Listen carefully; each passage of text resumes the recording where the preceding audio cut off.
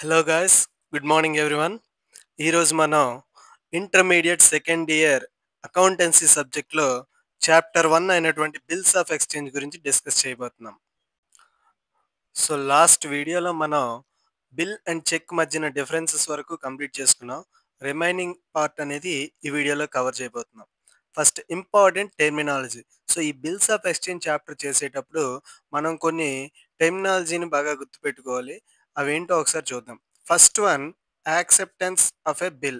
Acceptance of a bill. So acceptance of a bill తాలూకు definition కనుక మనం observe చేస్తే, the drawee has to accept the bill prepared by the drawer. So ఇక్కడ bill prepare చేసేది drawer, accept చేసేది drawee. Already మనం discuss చేసాం last వీడియోలో. డ్రాయర్ అంటే సెల్లర్, డ్రాయీ అంటే బయ్యర్. సో సెల్లర్ ప్రిపేర్ చేసిన బిల్ని బయ్యర్ యాక్సెప్ట్ చేయడం జరుగుతుంది. సో యాక్సెప్టెన్స్కు ప్రాసెస్ ఉంటుంది. ఏంటది? Unless the drawee gives his acceptance by writing the word accepted. So seller తయారు చేసిన బిల్ మీద బయ్యరు యాక్సెప్టెడ్ అని రాస్తూ, also putting his signature along with date. డేట్తో పాటుగా సిగ్నేచర్ని అటాచ్ చేస్తేనే ఆ బిల్ అనేది యాక్సెప్టెన్స్ అవుతుంది. అలాగే ఒకవేళ ఆ రెండు లేవనుకోండి, the bill does not become a legal document. So accepted అని రాయకున్నా లేదా సిగ్నేచర్ విత్ డేట్ పెట్టుకున్నా సరే ఆ బిల్ అనేది లీగల్ డాక్యుమెంట్ అవ్వదన్నమాట. Next, before acceptance the bill is called draft. So seller prepare చేసిన బిల్ని ఏమంటామంటే డ్రాఫ్ట్ అంటాం. ఎప్పుడైతే బయ్యర్ దాన్ని యాక్సెప్టెడ్ అని రాస్తూ సైన్ చేసి డేట్ వేస్తాడో అప్పుడే ఆ డ్రాఫ్ట్ కాస్త బిల్ అవుతుంది. After acceptance the bill will be return to the drawer. Once sign చేసి యాక్సెప్టెడ్ అని రాసి డేట్ వేసిన తర్వాత బయ్యర్ ఆ సెల్లర్కి ఆ బిల్ అనేది రిటర్న్ చేయడం జరుగుతుంది అనమాట. This is called acceptance of bills of exchange. Next, second one, term of a bill. Term of a బిల్ని మనం బిల్ తాలూకా టైం డ్యూరేషన్ అనొచ్చు. So it is the period after the expiry of which the sum mention in the bill is to be paid. అంటే బిల్లో ఏదైతే మనం date mention చేస్తామో ఆ డేట్ కంప్లీట్ అయిన తర్వాత పేమెంట్ చేయడం జరుగుతుంది అనమాట. The period intervening between the date on which a bill is drawn and the date on which it becomes due for payment is called term of a bill. Suppose bill అనేది మనం 1/4/25 draw చేసాం. So ఇది due date ఎప్పుడు వచ్చిందంటే 1/6/25 are 1/7/25. So ఇప్పుడు ఈ మధ్యన ఉన్న 3 months పీరియడ్ని మనం టర్మ్ ఆఫ్ ఎ బిల్ అని చెప్పడం జరుగుతుంది. ఓకేనా? Next, third one, maturity of a bill. అంటే ఆ బిల్ డ్రా చేసిన తర్వాత ఎప్పుడు మనం పేమెంట్ చేయాల్సి వస్తుంది అనే దాన్ని మెచ్యూరిటీ ఆఫ్ ఎ బిల్ అంటాం. A bill payable on demand at sight or presentment becomes due as soon as the bill is presented for payment. So జనరల్గా బిల్ అనేది మనం ఎప్పుడైతే పేమెంట్ కోసం ప్రెజెంట్ చేస్తామో అప్పుడే అది డ్యూ ఉన్నట్టు, ఐ మీన్ మెచ్యూరిటీ అయినట్టు. A bill payable on certain period after date or after sight becomes nominally due on the expiry of such period. For example, ఏదైనా బిల్లో మనం డేట్ వేసామనుకోండి, after date or after sight బిల్లో ఆ date expiry అయిపోగానే ఆ bill అనేది due అయిపోతుంది, అంటే మెచ్యూరిటీకి వచ్చేస్తుంది. But it becomes legally due 3 days after the nominally due date. అయితే ఆ మెచ్యూరిటీ డేట్ ఏదైతే బిల్ మీద మెన్షన్ చేసి ఉంటుందో ఆ డేట్కి ఇంకో 3 days యాడ్ చేసిన తర్వాత కూడా లీగల్గా అది మెచ్యూరిటీ డేట్ వస్తుంది. ఫర్ ఎగ్జాంపుల్, మనం ఇంతకుముందు చెప్పుకున్నట్టు ఒక ఎగ్జాంపుల్లో బిల్ తాలూకా ఎక్స్పైరీ డేట్ ఇప్పుడు 1/7/25, దానికి 3 days యాడ్ చేస్తే 4/7/25. సో లీగల్గా బిల్ తాలూకా మెచ్యూరిటీ డేట్ ఎప్పుడంటే 4/7/25. ఓకేనా? ఈ 3 డేస్ గ్రేస్ పీరియడ్, ఈ 3 డేస్ అడిషనల్ డేస్‌ని ఏమంటామంటే days of grace or grace period అనడం జరుగుతుంది. So, the date which comes after adding 3 days of grace, after adding 3 days of grace to the nominally due date of a bill is called date of maturity. So date of maturity అంటే bill తాలూకా nominal due డేట్కి additional 3 days add చేస్తే ఆ వచ్చే డేట్ని మనం date of maturity అనడం జరుగుతుంది. Next days of grace. So days of grace or grace period అంటే ఇప్పటికే మీకు అర్థమైపోయి ఉంటుంది. For making the payment of bill the draw is allowed 3 extra days after the normal due date. So బిల్లో ఉన్న due డేట్తో పాటుగా అడిషనల్ 3 extra days అనేవి డ్రాయికి ఇవ్వడం జరుగుతుంది. ఆ 3 extra daysనే మనం days of grace or grace period or grace days అని అనడం జరుగుతుంది. అయితే ఈ గ్రేస్ డేస్ క్యాల్కులేట్ చేసేటప్పుడు ఒక చిన్న లాజిక్ ఉంటుంది చూడండి. If the due date is public holiday previous day is due date. అంటే డ్యూ డేట్ కనుక పబ్లిక్ హాలిడే అనుకోండి. For example August 15 due date వచ్చింది. కానీ ఆగస్ట్ 15 అనేది పబ్లిక్ హాలిడే కాబట్టి డ్యూ డేట్ ఏమవుతుందంటే ఆగస్ట్ 14 అవుతుంది. And if the due date is sudden holiday అయితే next day is due date. For example September 2 మీకు డ్యూ డేట్ వచ్చింది. కానీ సెప్టెంబర్ 2ని సడన్ హాలిడేగా డిక్లేర్ చేస్తే అప్పుడు మెచ్యూరిటీ డేట్ సెప్టెంబర్ 3 అవుతుందన్నమాట. Next holder means the person who is entitled to have the possession of the bill. అంటే maturity date నాడు కానీ లేదా సెర్టెన్ డేట్ నాడు కానీ ఆ బిల్ ఎవరైతే కలిగి ఉంటారో ఆ పర్సన్ని మనం హోల్డర్ అంటాం. Who has a right to demand and receive the amount. Right to demand and receive the amount due on the instrument is called the holder. So ఆ బిల్ ఎవరికైతే దాని మీద అమౌంట్ కలెక్ట్ చేసుకునే రైట్ ఉంటుందో అతన్నే మనం holder అని కూడా అంటాం అనమాట. The holder may be the drawer or the endorsee or the bank. So maturity date నాడు బిల్ కనుక డ్రాయర్ దగ్గర ఉందనుకోండి అప్పుడు హోల్డర్ డ్రాయర్ అవుతాడు. లేదా ఎండార్సీ దగ్గర ఉంటే ఎండార్సీ హోల్డర్ అవుతాడు. లేదా బ్యాంక్ దగ్గర ఉంటే బ్యాంక్ అనేది హోల్డర్ అవుతుంది అనమాట. Next discounting of bill. When the bill is uncashed from the bank before its due date it is known as discounting of bill. For example bill తాలూకు డ్యూ డేట్ మనకు 31st March 25 కానీ ఈ లోపలే అంటే 1st March 25న మనకు emergency purpose కోసం amount అవసరమైంది. అప్పుడు ఈ అమౌంట్ మనకు బ్యాంకుకి వెళ్ళి మనం బిల్ ప్రొడ్యూస్ చేస్తే వాళ్ళు మనకు అమౌంట్ అనేది ఇవ్వడం జరుగుతుంది. ఓకేనా. Bank deducts a small sum of money as a discount from the amount of bill and disburses the balance amount to the drawer of the bill. So bank మనకు suppose మన bill value 5,000 అనుకోండి. Complete 5,000 rupees ఇవ్వరండి. ఒక 100 rupees or 150 rupees discount charges వాళ్ళు తీసుకుంటూ remaining 4,850 are 4,900 మాత్రమే మనకు ఇవ్వడం జరుగుతుంది. ఓకేనా. నెక్స్ట్ కాన్సెప్ట్ ఏంటంటే ఎండార్స్మెంట్. సో ఈ కాన్సెప్ట్ కొంచెం జాగ్రత్తగా వినండి. Endorsement. The drawer may endorse or transfer the bill in favour of another person. So drawer ఏం చేయొచ్చు, డ్రాయి యాక్సెప్ట్ చేసిన బిల్ని అయితే తను ఉంచుకోవచ్చు లేదా వేరే పర్సన్కు ట్రాన్స్ఫర్ చేయొచ్చు. Being a negotiable instrument the bill of exchange can be endorsed by the drawer in favor of his creditor by putting his signature on the back of the bill. So drawer అంటే seller కూడా వేరే దగ్గర నుంచి goods purchase చేసి ఉంటాడు కదా.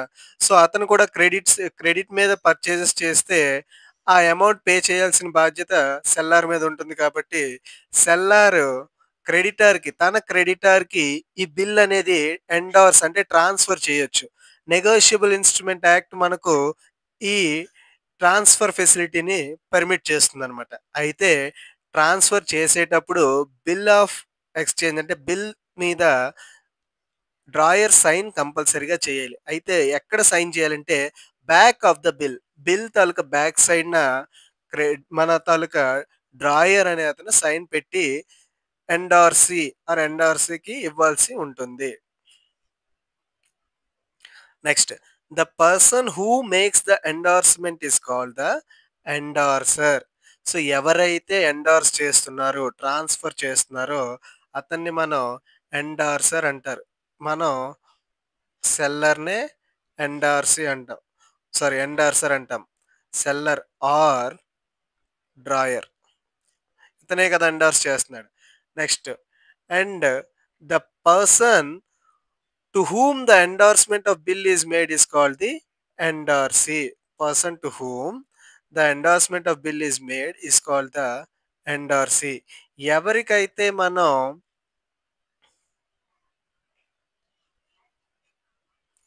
బిల్ని endorse చేస్తున్నామో అతన్ని ఎండార్సీ అంటాం.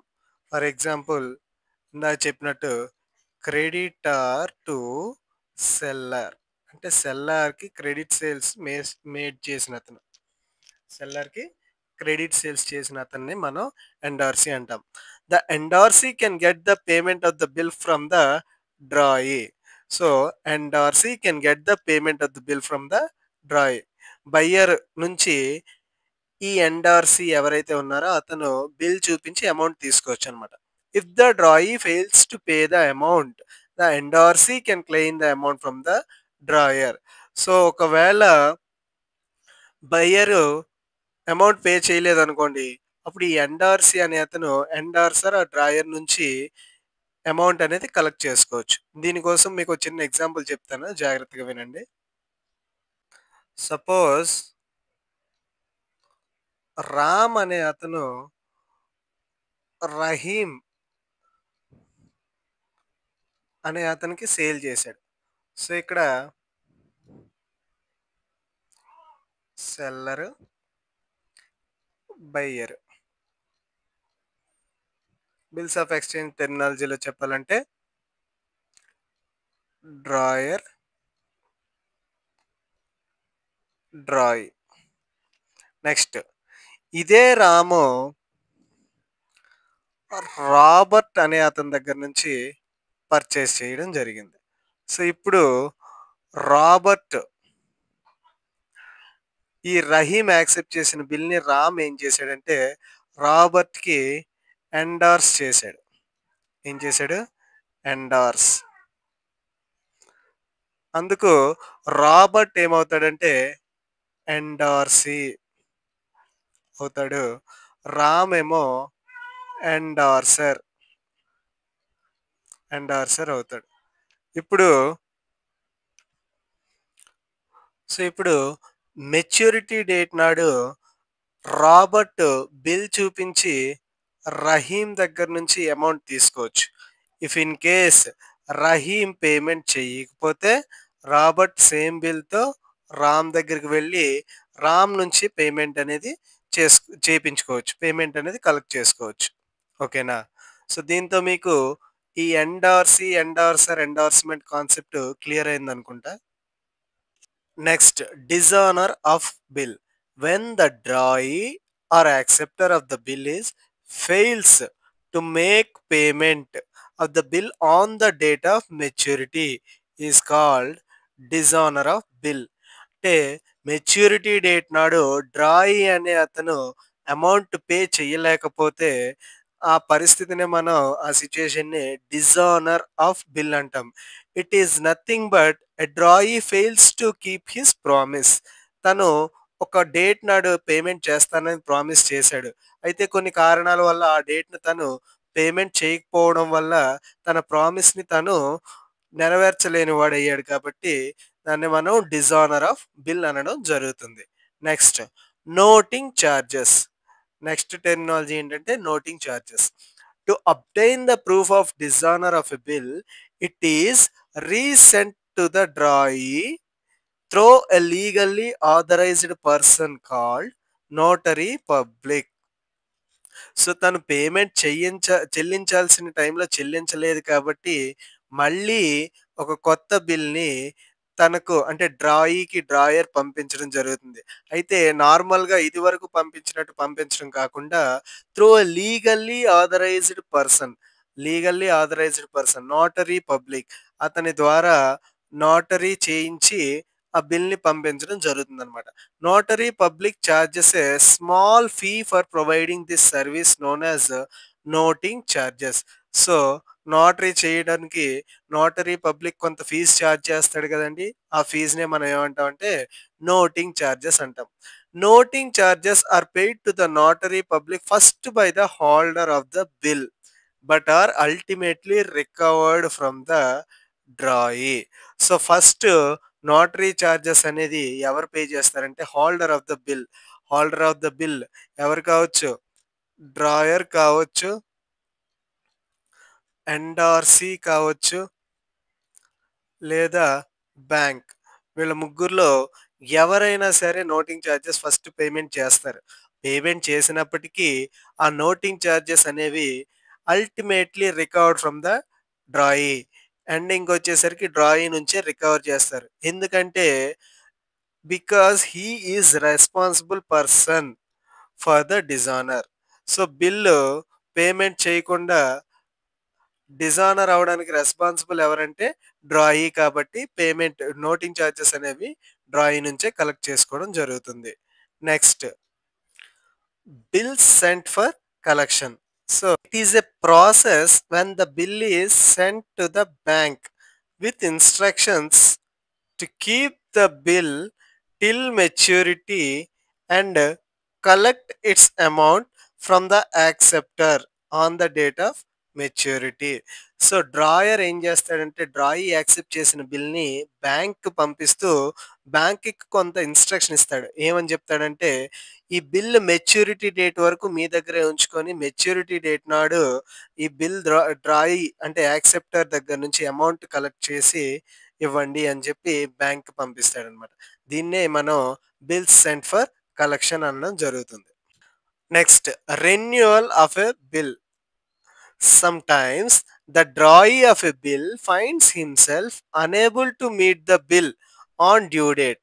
సో, కొన్నిసార్లు డ్రాయీకి ముందుగానే తెలిసిపోతుంది. అరే! ఈ డ్యూ డేట్ నాడు మనం పేమెంట్ చేయలేమే అని. అటువంటి టైంలో to avoid dishonouring of bill he may request the holder of the bill to cancel the original bill and draw a new bill in place of the old one. So, on టైమ్‌లో payment చేయకపోతే ఏమవుతుంది? Dishonour అవుతుంది. So, ఈ dishonour అయిన తర్వాత మళ్ళీ notary charges ఇవన్నీ ఎందుకు? ముందే మనం హోల్డర్‌కి చెప్పేసి ఒరిజినల్ బిల్‌ని క్యాన్సిల్ చేస్తూ నాకు ఇంకొంత అడిషనల్ టైమ్ ఇస్తూ ఒక కొత్త బిల్‌ని ఓల్డ్ వన్ ప్లేస్‌లో జనరేట్ చేయమని చెప్తారనమాట. If the holder agrees, the old bill is cancelled and the new bill with new terms is drawn on the drawee and also accepted by him. This process is called renewal of bill.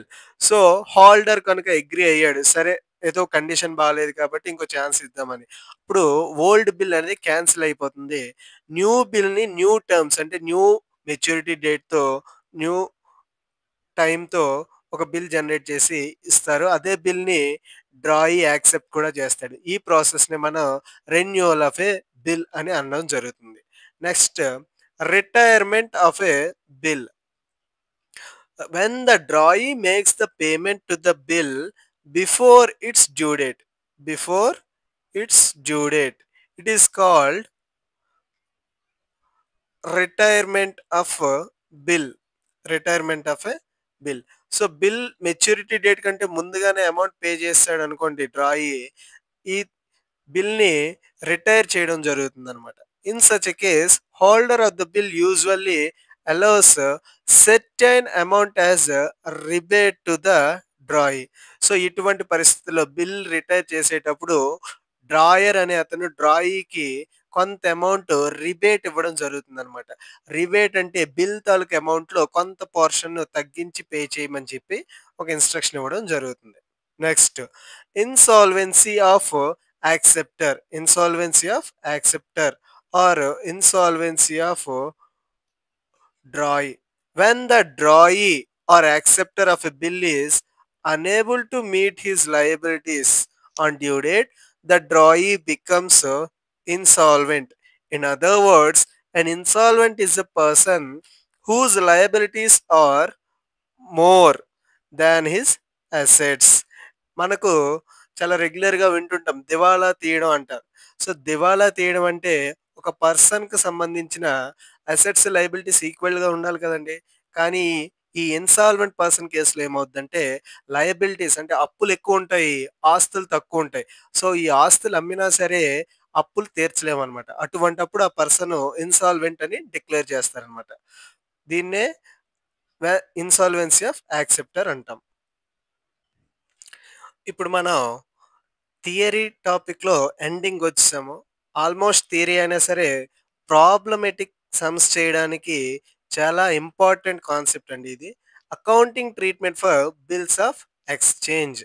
Bills of exchange కాన్సెప్ట్‌లో మనం ప్రాక్టికల్‌గా ఎలా చేయాలనేది ఈ theory part బాగా వింటేనే అర్థమవుతుంది. For the convenience of the accounting bills are classified into 2. They are bills receivable, bills payable. So, accounting purpose కోసం బిల్స్‌ని 2 టైప్స్‌గా క్లాసిఫైడ్ చేయడం జరిగింది. ఒకటి బిల్స్ రిసీవబుల్, రెండోది bills payable. For the person who draws the bills of exchange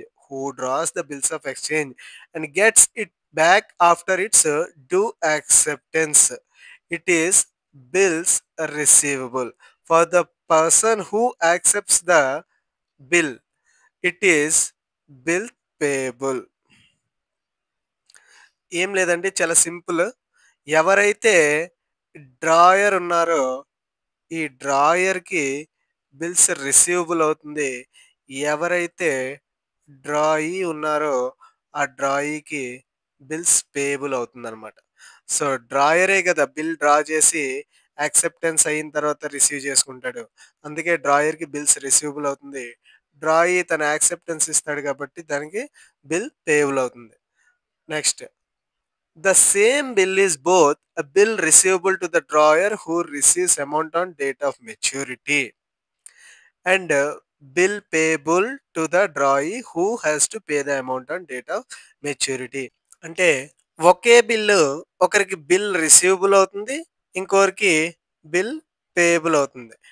due date నాడు, maturity date నాడు ఎవరైతే అమౌంట్ రిసీవ్ చేసుకుంటారో అతనికి బిల్ రిసీవబుల్ అవుతుంది. ఎవరైతే పేమెంట్ చేస్తారో అతనికి బిల్ పేయబుల్ అవుతుంది. Bills receivables are assets and bills payables are liabilities. Bills payables are liabilities.